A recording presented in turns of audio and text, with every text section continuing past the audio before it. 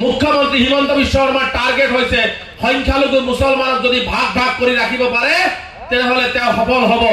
আৰু সংখ্যালঘু সমাজ যদি একত্ৰিত হয় তেওঁ সফল হ'ব নোৱাৰিব এই সংখ্যালঘু খিলঞ্জীয়াৰ সাৰ্টিফিকেট দি একো দিয়া নাই তেওঁৰ টাৰ্গেটটো হৈছে অসমৰ ধৰ্মীয় সংখ্যালঘুসকলক কেনেকৈ অত্যাচাৰ কৰি অসমৰ মানচিত্ৰৰ পৰা হেক কৰিব পৰা যায় তাৰে টাৰ্গেট হৈছে কিন্তু মই তেজপুৰৰ ভস্কোৱা চাপৰিত আপোনালোকক কৈ গৈছো হিটলাৰেও কিন্তু ইহুদীসকলক মাৰি হেক কৰিব পৰা নাই হিমন্ত বিশ্ব শৰ্মা ডাঙৰীয়া আপুনি যিমানেই চক্ৰান্ত নকৰক কিয় সংখ্যালঘুসকলক আপুনি নিক্ষেপ কৰিব নোৱাৰে সংখ্যালঘুসকল ভাৰতীয় নাগৰিক সংখ্যালঘু অসমৰ বাসিন্দা গতিকে এই সংখ্যালঘু সমাজ আগবাঢ়ি যাবই গতিকে সংখ্যালঘু সমাজক আপুনি দবাই ৰাখিব নোৱাৰে সেইকাৰণে মই আপোনালোকক বাৰে বাৰে অনুৰোধ জনাইছো যে আমি কাৰো ওপৰত ভৰসা নকৰি ওপৰত ভৰসা ৰাখি আমি আগবাঢ়ি যাব লাগিব এন্ধাৰৰ পিছত এই পোহৰ থাকে এই কথাটো সংখ্যালঘু সমাজে বুজা উচিত আমি বুজা উচিত গতিকে সেইকাৰণে মই আপোনালোকক বিনম্ৰতাৰে আহ্বান জনাইছো যে বহু ঘাত প্ৰতিঘাত আহিব দুখ লাগে এখন সভা কৰিব আহিছো ইয়াত আৰু দেখিছো এটা বিশেষ ৰাজনৈতিক দলে হিমন্ত বিশ্ব শৰ্মা ডাঙৰীয়াৰ দলে ভয় খাই আজি পঞ্চায়তে অৰুণোদয় বিলাইব বিচাৰিছে কিন্তু এটা কথা স্পষ্টকৈ কৈ গৈছো আপুনি এখন সভা বিফল কৰিব দুখন সভা বিফল কৰিব নয় দুৱাৰৰ সংখ্যালঘু ৰাইজ সংকল্প ল'ব লাগিব 26ত নয় দুৱাৰত এই সভা কৰিব নিদিয়া মানুহখিনিক উৎখাত সংখ্যালঘু ৰাইজেই কৰিব লাগিব সংখ্যালঘু ৰাইজেই কৰিব লাগিব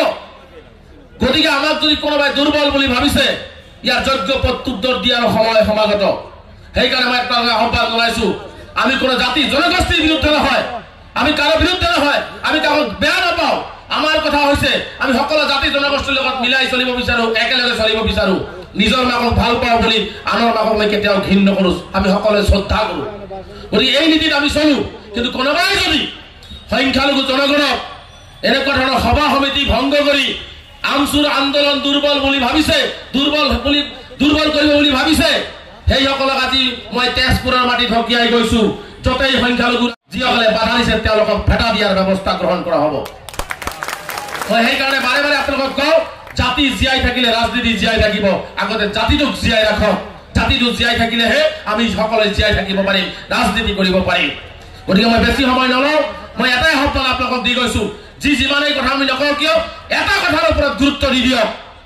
জেহাদক মানুহে বিভিন্ন অপব্যাখ্যা কৰে জেহাদক মানুহে বিভিন্ন ধৰণে গালি গালাজ কৰে জেহাদ শব্দক গালি গালাজ কৰে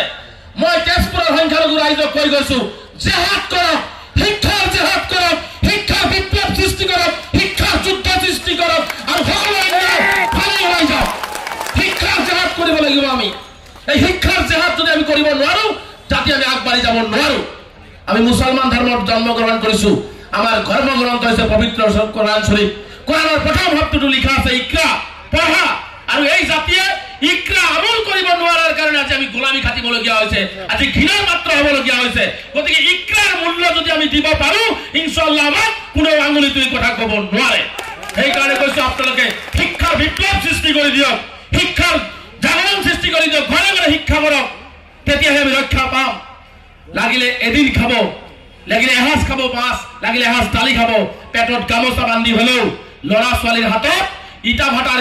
ইটা তুলি দি চাহৰ দোকানৰ কাপ তুলি নিদিব ইটা ভাটাৰ ইটা তুলি নিদিব হাতত কলম আৰু কাগজ তুলি দিয়ক কাৰণ মই বিশ্বাস কৰো পৃথিৱীত কোনো অস্ত্ৰ নাই যি অস্ত্ৰই কাগজ আৰু কলমক ভেদ কৰি ওলাই যাব পাৰিছে গতিকে সেই কাগজ আৰু কলমৰ জৰিয়তে হিমন্ত বিশ্ব শৰ্মা ডাঙৰীয়াৰ প্ৰত্যেকটো মাদ্ৰাছা ভাঙাৰ জবাব দিয়া হ'ব প্ৰত্যেকটো উচ্ছেদৰ জবাব দিয়া হ'ব প্ৰত্যেকটো সংখ্যালঘু ৰাইজক কৰা অন্যায়ৰ জবাব দিয়া হ'ব